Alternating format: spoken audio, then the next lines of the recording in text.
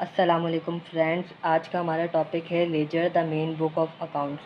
देखो, हमारे पास सबसे पहले ट्रांजैक्शंस होती हैं, मींस स्टेटमेंट्स होते हैं जिसको हम देख के जर्नल एंट्रीज़ पास करते हैं। जर्नल एंट्रीज़ देखो क्रोनोलॉजिकली हम डेली के जो इवेंट्स होते हैं हम उसको रिकॉर्ड करते हैं डेली। अब उसके बाद आता है लेजर, और लेजर के बाद आता है ट्रायल बैलेंस। लेजर की डेफिनेशन देखने से पहले मैं आपको एक एग्जांपल देती हूँ। देखो, हमारे पास एक अकाउंटिंग क्लर्क होता है, ठीक है। मैं उससे पूछती हूँ कि बताओ हमारे पास इस मंथ में कैश बैलेंस कितना है। अब वो कैश बैलेंस किस तरीके से देखेगा?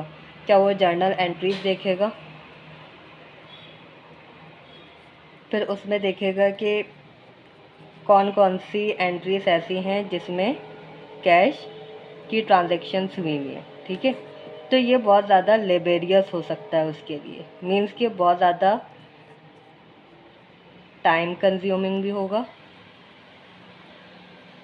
और डिफ़िकल्ट भी होगा ये पता करने के लिए कि हमारे पास किस एक पर्टिकुलर मंथ में कैश बैलेंस कितना है, या दूसरे अकाउंट्स भी कि हमारे पास सेल्स कितनी हुई है, हमारे अकाउंट रिसीवेबल्स कितने हैं, या अकाउंट पेबल्स कितने हैं। तो हमें किसी भी अकाउंट्स को या किसी का भी बैलेंस चेक करने के लिए हम क्या करेंगे कि हम जर्नल एंट्रीज देखते रहेंगे कि किस में ये सारी चीज़ें आ रही हैं, ये सारे नेचर्स यूज़ हो रहे हैं अकाउंट्स के, तो फिर हम उसको कैलकुलेट करेंगे? नहीं। देखो, जर्नल एंट्रीज़ जो हैं complete listing of daily transactions है, मतलब कि जो डेली की ट्रांजैक्शंस होती है हम उसको रिकॉर्ड करते हैं, उसको लिस्टिंग करते हैं। लेकिन लेजर एक ऐसी बुक होती है जहाँ पे हम जितने भी अकाउंट्स हैं उसको अलग अलग समराइज़ कर देते हैं और हर किसी का अलग अलग अकाउंट बनाते हैं, जिसमें हम बताते हैं कि हर नेचर ऑफ अकाउंट के या हर डिफरेंट अकाउंट्स का बैलेंस कितना है। तो यही रीज़न है लेजर बनाने का। अब हम देखेंगे कि लेजर किस तरीके से बनाया जाता है। देखो, यहाँ पे डिफरेंट ट्रांजैक्शंस हैं, ठीक है। ये ट्रांजैक्शंस को मैंने जर्नल एंट्रीज़ में पास किया है। इन सब की मैंने जर्नल एंट्रीज़ बनाई हुई हैं। आप जो एक दफ़ा ये ट्रांजैक्शंस को देख लो और फिर इन ट्रांजैक्शंस को देख के ये सारी एंट्रीज़ पास करो, ठीक है। हमारा जो थर्ड स्टेप होगा वो होगा लेजर। अब देखो, सबसे पहले हम लेजर का स्पेसिमेन देखेंगे। इसको आप स्टैंडर्ड फॉर्म ऑफ लेजर भी बोल सकते हो। सबसे पहले होगी डेबिट साइड, फिर होगी क्रेडिट साइड। आप जिस अकाउंट का लेजर बनाओगे उसकी हेडिंग आप टॉप पे लिखोगे। एग्जाम्पल ले लो, जैसे कि हम कैश अकाउंट का बना रहे हैं, कैश का बना रहे हैं, ठीक है। अब डेबिट साइड पे सबसे पहले होगी date, reference. JR means journal reference. Journal reference का मतलब ये है कि आप ट्रांजैक्शन जर्नल एंट्री जिस पेज नंबर से लोगे उसका पेज नंबर यहाँ पे लिखना है। नॉर्मली जो है पेपर में या एग्ज़ाम में ये जर्नल रेफरेंस नहीं दिया हुआ होता, लेकिन आपको कॉलम बनाना है, पता होना चाहिए, अवेयर होना चाहिए आपको कि जर्नल रेफरेंस भी कुछ होता है। फिर उसके बाद है अमाउंट। अमाउंट आपको डॉलर में, रुपीस में, किसी भी करेंसी में गिवन हो, आप उसको यहाँ पे लिखोगे। फिर होगा क्रेडिट साइड। क्रेडिट साइड पे भी सेम ऐसे ही होगा, डेट, रेफरेंस, JR और अमाउंट होगा। अब इसके बाद हम इन जर्नल एंट्रीज़ की लेजर बनाएंगे। सबसे पहले एंट्री जो पास हुई है वो कैश अकाउंट और कैपिटल अकाउंट की हुई है। तो सबसे पहले हम देखेंगे कैश अकाउंट। तो कैश अकाउंट का लेजर बनाएंगे। टॉप पे हम कैश अकाउंट की हेडिंग लगाएंगे। लेजर को आप टी अकाउंट भी बोलते हो क्योंकि वो कुछ इस तरीके से दिखता है, ठीक है।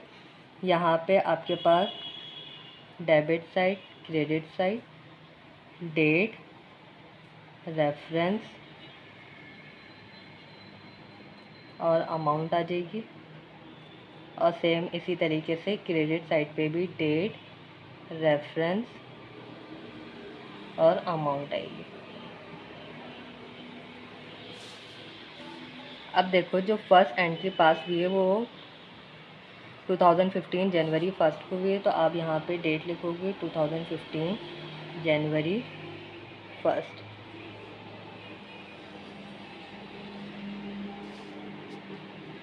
कैश अकाउंट की जो अमाउंट है वो 50,000 है।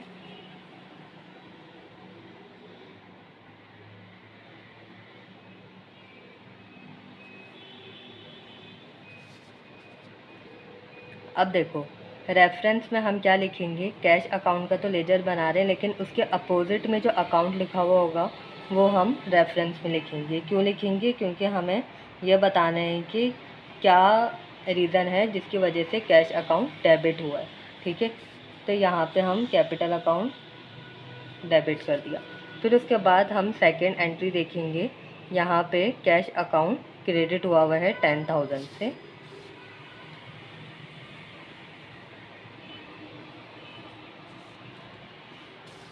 और इसके अगेंस्ट में देखो फर्नीचर अकाउंट लिखा हुआ है, तो आप फर्नीचर अकाउंट लिखोगे यहाँ।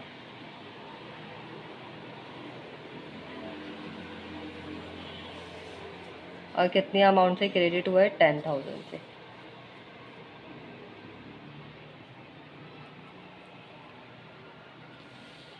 फिर उसके बाद आप देखो 3 जनवरी को कैश अकाउंट क्रेडिट हुआ है 30,000 से। तो क्रेडिट साइड पे 3 जनवरी, और इसके अगेंस्ट में जो एंट्री है वो परचेस अकाउंट की है, तो आप रेफरेंस में परचेस अकाउंट लिखोगे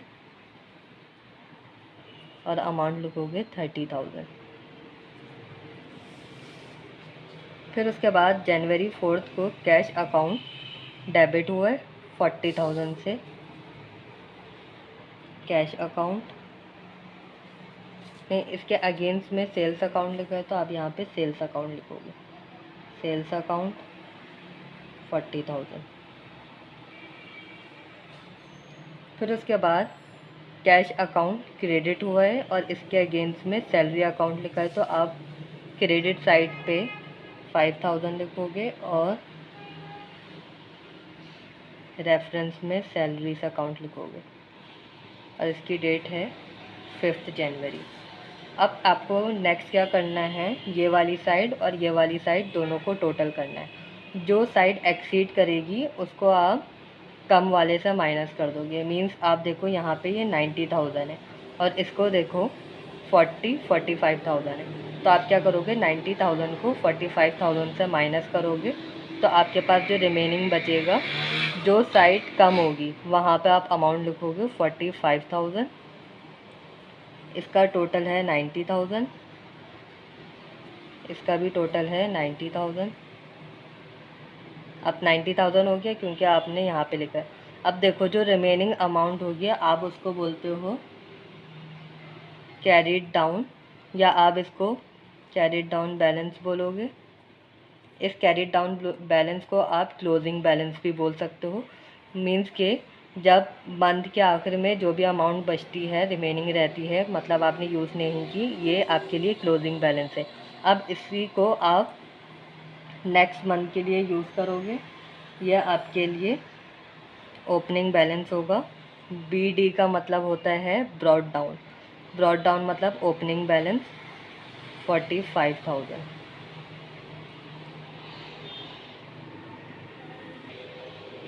अब यहाँ पे आप देखो जितने भी कैश अकाउंट थे उसको हमने लेजर में उन सब की अमाउंट लिख दिया। अब हम क्या करेंगे, अब हम देखेंगे कैपिटल अकाउंट। कैपिटल अकाउंट का हम लेजर बनाएंगे।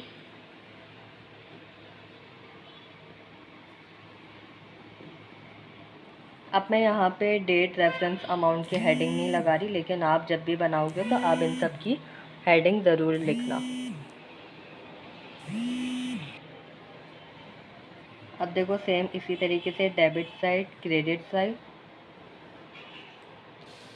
अब यहाँ पे देखो कैपिटल अकाउंट क्रेडिट हुआ है 50,000 से, तो आप क्रेडिट साइड पे इसकी अमाउंट लिखोगे 50,000। सेम इसी तरीके से आप डेट लिखोगे जिस तरीके से मैंने आपको पैटर्न बताया। अब यहाँ पे देखो कैपिटल अकाउंट क्रेडिट तो हुआ है, लेकिन इसके अगेंस्ट में कौन सा अकाउंट लिखा है, कैश अकाउंट लिखा है, तो आप यहाँ पे लिखोगे कैश अकाउंट। अब देखो इसकी यहाँ पे तो दोनों साइड पे अमाउंट लिखी हुई थी, लेकिन यहाँ पे दोनों साइड्स पे नहीं लिखी हुई। ठीक है, तो आप क्या करोगे, यहाँ पे तो अब आप किसी से भी माइनस नहीं कर सकते, तो इसका जो ओपनिंग बैलेंस होगा, पहले तो इसका क्लोजिंग बैलेंस होगा। जिस साइड पे अमाउंट कम होगी वहाँ पे आप क्लोजिंग बैलेंस लिखोगे। बैलेंस कैरीड डाउन या क्लोजिंग बैलेंस यहाँ पे लिखोगे 50,000। अब देखो क्लोजिंग बैलेंस इस साइड पे, तो डेबिट साइड पे ओपनिंग बैलेंस आएगा। बैलेंस ब्रॉट डाउन, इन दोनों का तो 50,000 और इनका भी टोटल 50,000 हो जाएगा, और इसका जो ओपनिंग बैलेंस होगा वो भी 50,000।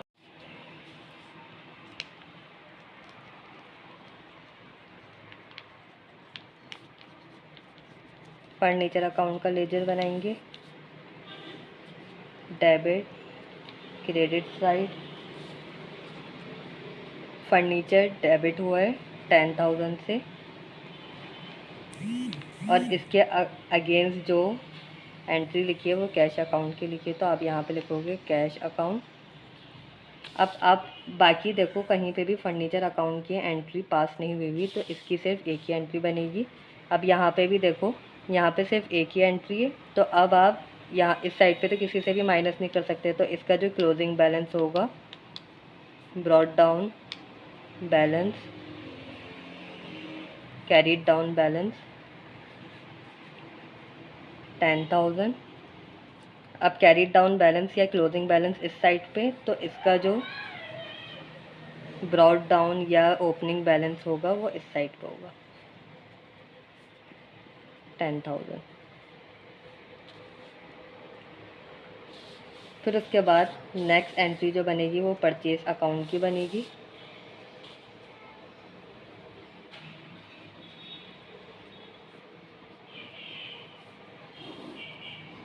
डेबिट क्रेडिट, अब परचेज अकाउंट में देखो आप 30,000 से डेबिट हुआ था, और इसके अगेंस्ट में जो एंट्री पास हुई है वो कैश अकाउंट की हुई है, तो आप रेफरेंस में कैश अकाउंट लिखोगे, डेबिट कर दोगे 30,000 से। सेम अब वैसे ही होगा, इस साइड पे कोई अमाउंट नहीं लिखी हुई तो किसी चीज़ से माइनस नहीं होगा, यहाँ पे सिर्फ क्लोजिंग बैलेंस आ जाएगा। Carried down balance 30,000। अब कैरीड डाउन या क्लोजिंग बैलेंस इस साइड पे, तो ओपनिंग बैलेंस या ब्रॉट डाउन बैलेंस आप यहाँ पे लिखोगे 30,000। अब इसके बाद हमारे पास जो बचती है वो है सेल्स अकाउंट या सैलरी अकाउंट, तो उसको मैं यहाँ पे बना देती हूँ।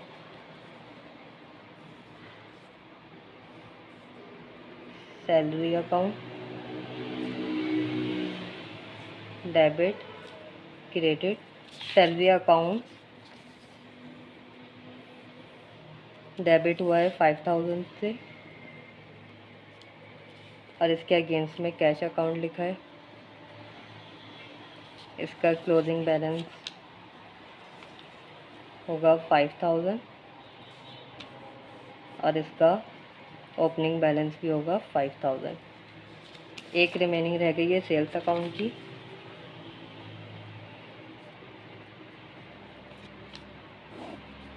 Debit credit, sales account credit हुआ था 40,000 से, तो आप यहाँ पे 40,000 लिख दोगे, और इसके अगेंस्ट में जो एंट्री लिखी है वो कैश अकाउंट की लिखी है, कैश अकाउंट। तो इसका क्लोजिंग बैलेंस होगा 40,000। क्लोजिंग बैलेंस इस साइड पे, तो ओपनिंग बैलेंस आप इधर लिखोगे 40,000। एक चीज़ याद रखना, अगर दोनों साइड इक्वल हुई, मतलब कि अगर सेल्स अकाउंट लिखा है फॉर एग्जांपल कैरीड डाउन निकालने से पहले, अगर दोनों साइड पे लिखा है 40,000 और 40,000 और दोनों का आप माइनस करोगे तो ज़ीरो बैलेंस आएगा, तो ओपनिंग बैलेंस भी नहीं होगा, कैरीड डाउन बैलेंस भी कुछ नहीं होगा, ज़ीरो होगा, और ब्रॉट डाउन बैलेंस भी ज़ीरो होगा। तो इसको आप आगे कंटिन्यू नहीं करोगे, बस लेजर आप बनाओगे, लेकिन ट्रायल बैलेंस में ट्रांसफ़र नहीं होगा। नेक्स्ट स्टेप जो लेजर के बाद होगा हमारे पास वो है ट्रायल बैलेंस। लेजर में तो देखो हमने बताया कि इस तरीके से अलग अलग अकाउंट्स बनेंगे, जिसमें आपको पता चल जाएगा कि डिफरेंट अकाउंट्स के कितने बैलेंस आपके पास रिमेनिंग हैं। अब ट्रायल बैलेंस बनाने से हमें क्या बेनिफिट होगा, जिसमें हम जितने भी अकाउंट्स हैं उसको एक जगह पे लिस्ट कर देंगे। वो किस तरीके से करेंगे, उसका फॉर्मेट आप देखो इस तरीके से होगा, जहाँ पे आप ट्रायल बैलेंस ऊपर कंपनी का नेम जिस डेट पे बनाओगे हर मंथ के एंड में या ईयर के एंड में इसको आप बनाओगे, ठीक है। इस तरीके से इसका फॉर्मेट होगा, serial number, accounts name, debit और क्रेडिट साइड होगी। अब देखो इसको किस तरीके से बनाएंगे हम।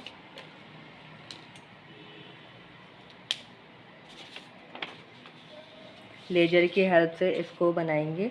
अब सबसे पहले हमारे पास है कैश अकाउंट, नंबर 1 पे है कैश अकाउंट। कैश अकाउंट का जो ओपनिंग बैलेंस हमारे पास एंड में बचा हुआ है वो किस साइड पे लिखा है, डेबिट साइड पे लिखा हुआ है। डेबिट साइड पे लिखा है तो हम ट्रायल बैलेंस में भी इसको डेबिट साइड पे लिखेंगे 45,000। नेक्स्ट है हमारे पास capital account. Capital account, capital account का ओपनिंग बैलेंस हमारे पास क्रेडिट साइड पे, यहाँ पे आप देखो क्रेडिट साइड पे लिखा हुआ है तो हम इसकी अमाउंट लिखेंगे क्रेडिट साइड पे। फिर उसके बाद है फर्नीचर अकाउंट। फर्नीचर अकाउंट का जो ब्रॉड डाउन बैलेंस या ओपनिंग बैलेंस आप बोलोगे वो डेबिट साइड पे लिखा है, तो इसको लिखेंगे फर्नीचर अकाउंट।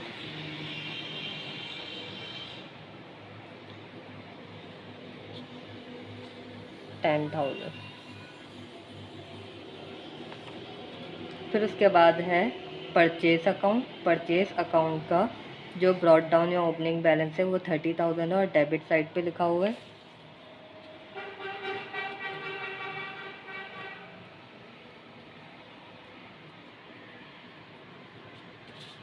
$30,000। नेक्स्ट अकाउंट हमारे पास जो लिखा हुआ है वो है सैलरीज अकाउंट, यहाँ पे लिखेंगे सैलरीज अकाउंट। इसका ओपनिंग बैलेंस या brought down balance debit side पे लिखा हुआ है तो आप इसको अब डेबिट कर दोगे 5,000। फिर उसके बाद है सेल्स अकाउंट, यहाँ पे आप देखो सेल्स अकाउंट लिखा है और इसका जो ओपनिंग बैलेंस है 40,000 क्रेडिट साइड पे। Sales account 40,000। अब देखो जितने भी अकाउंट्स हैं हमने जितने ट्रांजैक्शंस की एंट्री पास की थी उन सब के लेजर बनाए, लेजर के बाद ट्रायल बैलेंस बनाया। अब ये दोनों साइड जो हैं वो इक्वल होनी चाहिए। अब इन ये वाली साइड और ये वाली साइड इन दोनों को आप प्लस करो। यहाँ पे देखो 45 प्लस 40, 45 प्लस 90,000 और ये वाली साइड को भी प्लस करो तो आपके पास आता है 90,000। तो ये दोनों साइड्स आपकी इक्वल होनी चाहिए जब ये आपका ट्रायल बैलेंस करेक्ट होगा। क्यों दोनों साइड इक्वल्स होनी चाहिए, क्योंकि आप देखो जब भी आप एंट्रीज पास करते हो, यहाँ पे देखो जब भी आप एंट्रीज पास करते हो तो हम देखते हैं कि जब भी एक सिंगल ट्रांजैक्शन की एंट्री पास करते हैं तो डेबिट साइड और क्रेडिट साइड दोनों इक्वल होते हैं हमेशा। तो इसीलिए जब हम ट्रायल बैलेंस बनाएंगे तो उसके भी सारे अमाउंट डेबिट और क्रेडिट साइड इक्वल होना चाहिए। That's it.